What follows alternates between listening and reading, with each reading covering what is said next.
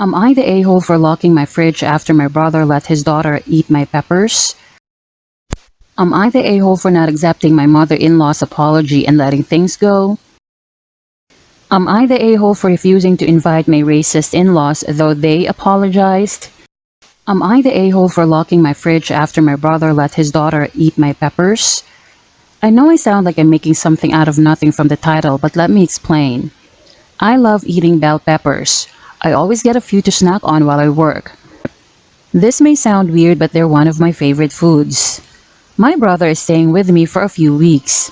His wife is away for a work trip and we live close to each other, so he came over to my house for a few weeks so I can be there with his daughter while he works. He works nights sometimes and he doesn't want to leave her alone in case something happens. I keep a lot of my snacks in a mini fridge in a small hallway closet between my office and an empty bedroom. It keeps them away from where the people could find them and closer to my office than my actual fridge down a flight of stairs. So if I'm working, I can easily get to them. The door to the other side is always closed, so I guess it didn't even occur to me that if someone opened the door from the bedroom my brother was staying in, they could find the mini fridge. Anyway, I had to run out today and do some errands while my brother was with his daughter. He texted me after I had been out for a while and said, "Where did you get these peppers? They're really good. Even Lily likes them." I was upset, I'll admit. I really like those. I just responded, "I just get them from the store. In the future, could you please ask before eating food from my personal fridge? The downstairs one is fine, but the food in the mini fridge is meant for me." He said sure. I was already out, so I bought another pepper and a lock for the fridge. When I got home, I set everything on the counter. My brother asked what the lock was for, and I told him it's for the fridge. He got offended and said I basically was saying I didn't trust him and that he was dishonest.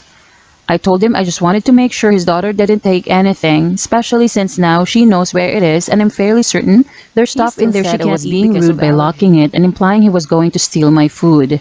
Now I'm wondering if I was overreacting and if I should have just not gotten it. Am I the a-hole? Am I the a-hole for not accepting my mother-in-law's apology and letting things go? First, I'm not very familiar with how Reddit works, but I figured what better place to vent. I, 26 female, and my boyfriend, 25 male, have been together for about 1.5 years and do currently live together. Shortly after our anniversary, we found out we are expecting a baby boy to join us early Feb next year. I personally have never been a huge fan of children and used to have a hard time imagining it as a reality, but I did know that I would want to get excited or want to do a baby shower gender reveal. I did finally decide on having one, and my BF and I agreed to have it done together. Baby shower and gender reveal, since our parents both live 2 hours away from us in different directions. Another thing we agreed on was we would learn our baby's gender first and do the reveal for both families, so no set of GP were told first to be fair. This is important. Ever since we told his mom, she has been nothing but overly excited and bombarding me with letters about pregnancy, babies. She even asked if she could come to my first sonogram, and ladies, we know how the first one is. This is the first GC, so I understood, but it was still a lot. We visited his parents back early August and mentioned our plan for a baby shower and gender reveal and that I wanted to do it in October.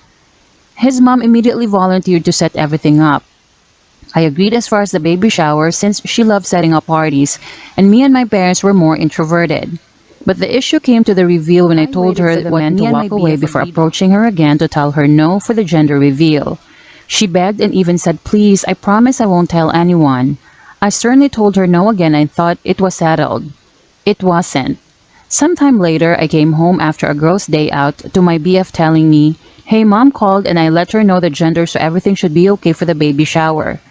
I was furious. I explained that his mom called him earlier that day and said that her and I talked and that I said it was okay for her to know since she was planning everything. Needless to say, my BF and I got into a big argument as he was defending his mom and that everything would be okay.